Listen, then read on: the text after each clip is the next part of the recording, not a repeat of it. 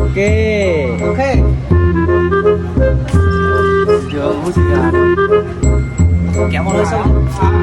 Quen hút rồi. Quen hút rồi. Quen rồi, biết rồi. Nước. Good. Phê, hơi phê đấy. Hơi phê. Hơi choanh choang.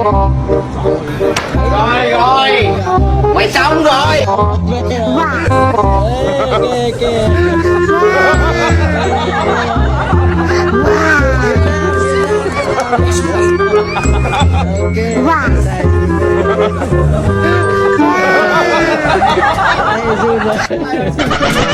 Zoom.